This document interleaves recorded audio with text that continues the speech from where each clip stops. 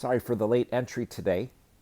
Yesterday, we looked at Exodus 11, which I stated at the beginning is probably the shortest chapter we've read up to this point that wasn't a psalm.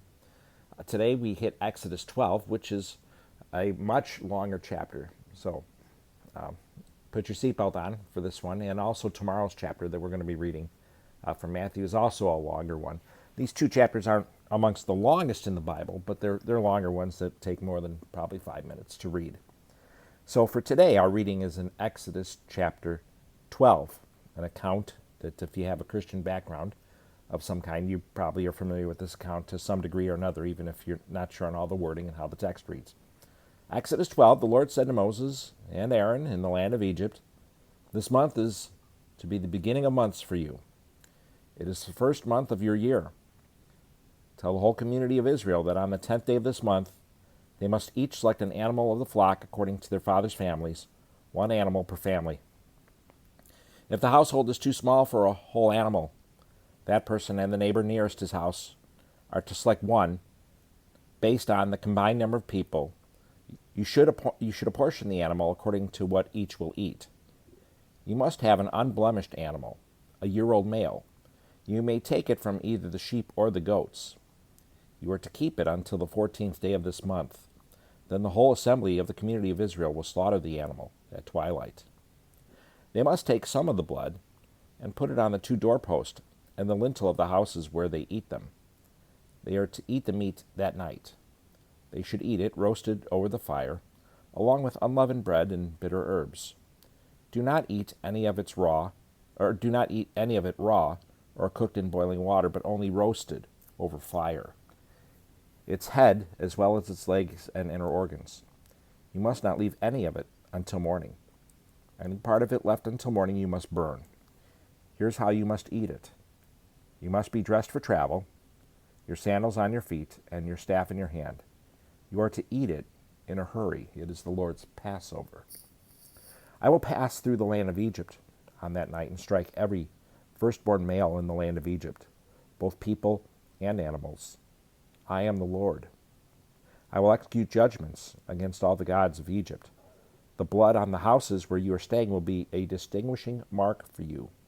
When I see the blood, I will pass over you. No plague will be among you to destroy you when I strike the land of Egypt. This day is to be a memorial for you, and you must celebrate it as a festival to the Lord. You are to celebrate it throughout your generations as a permanent statute. You must eat unleavened bread for 7 days. On the first day, you must remove yeast from your houses. Whoever eats what is leavened from the first day through the 7th day must be cut off from Israel.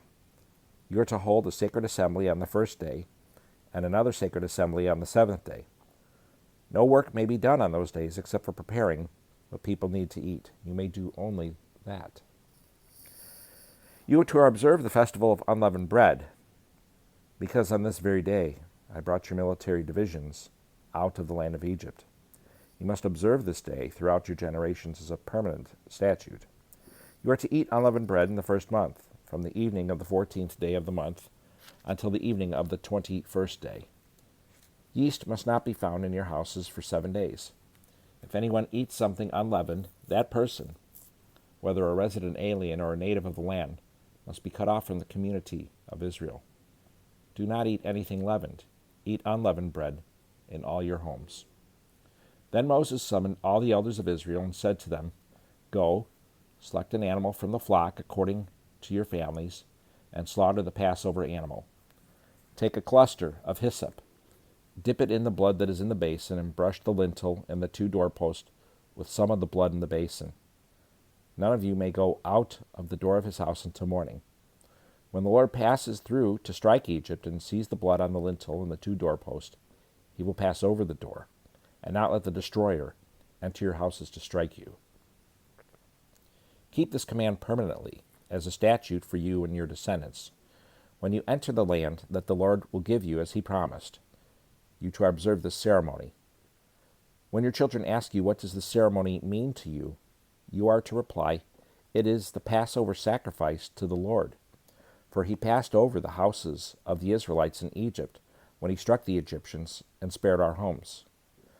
So the people knelt low and worshipped. Then the Israelites went and did this. They did just as the Lord had commanded Moses and Aaron. Now at midnight, the Lord struck every firstborn male in the land of Egypt, from the firstborn of Pharaoh, who sat on his throne, to the firstborn of the prisoner who was in the dungeon, and every firstborn of the livestock. During the night, Pharaoh got up, he along with all his officials and all the Egyptians, and there was a loud wailing throughout Egypt, because there wasn't a house without someone dead. He summoned Moses and Aaron during the night and said, "Get out immediately from among my people, both you and the Israelites, and go. Worship the Lord as you have said. Take even your flocks and your herds as you asked, and leave, and also bless me." Now the Egyptians pressured the people in order to send them quickly out of the country, for they said, "We're all going to die." So the people took their dough before it was leavened, with their kneading bowls wrapped up in their clothes on their shoulders. The Israelites acted on Moses' word and asked the Egyptians for silver and gold items for clothing. And the Lord gave the people such favor with the Egyptians that they gave them what they requested. In this way they plundered the Egyptians. The Israelites traveled from Ramesses to Succoth, about 600,000 able-bodied men on foot, besides their families.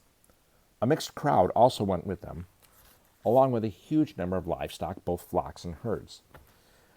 The people baked the dough they had brought out of Egypt into unleavened loaves, since it had no yeast.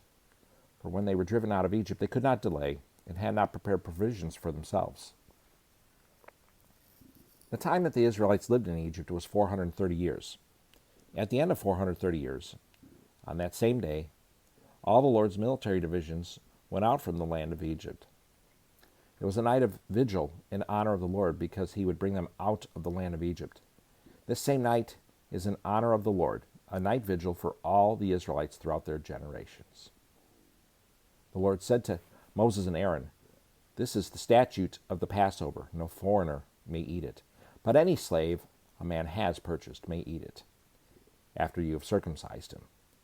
A temporary resident or hired worker may not eat the Passover. It is to be eaten in one house.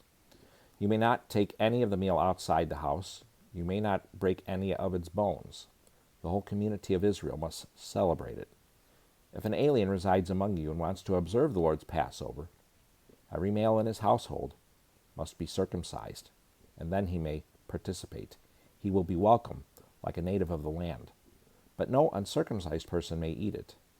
The same law will apply to both the native and the alien who resides among you."